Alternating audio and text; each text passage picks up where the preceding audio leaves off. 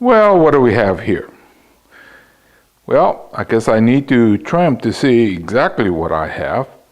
The main part died. When bad things happen, we just have to learn to improvise. Well, I think the center died about 2 years, maybe 3 years ago. Actually, the whole thing looked dead. So I cut off the obviously dead, and then these things shot out. So today's project is to see what we can do with it. Oh, good morning. This is Hiro. Like I said, this is our project for today. It was after this bad thing that happened in the center part dying. And I let it go, so now I have things to work with. I'll see what happens as we get going. So, a lot of times, bad things happen. Well, let's hope not many, but when it does happen, you have to have a plan or how to get to the next step. It's always a good idea to just cut off these really long, obviously don't belong kind of branches. And then you start going inside and to see what happens. So let me go ahead and do that. Go inside, study it, see what needs to get done. Now you can see where it died. Actually, it used to come up tall, but it died, so I cut it, and all this came back.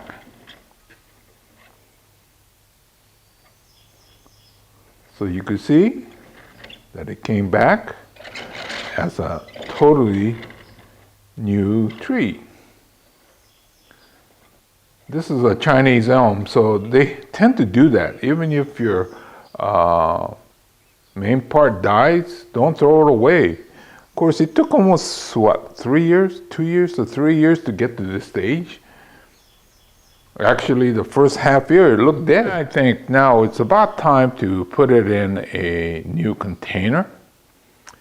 What kind of container do we put this thing in? Actually, what kind of style is it? How about something like this? It doesn't look bad, and it has a great future. I think you can see that the tree itself has a future now. I think they call it tree stump style container or bonsai container. And well, it seems to fit together. So the lesson we learned today is if something bad happens on a Chinese elm, like the main part died, do not throw it away.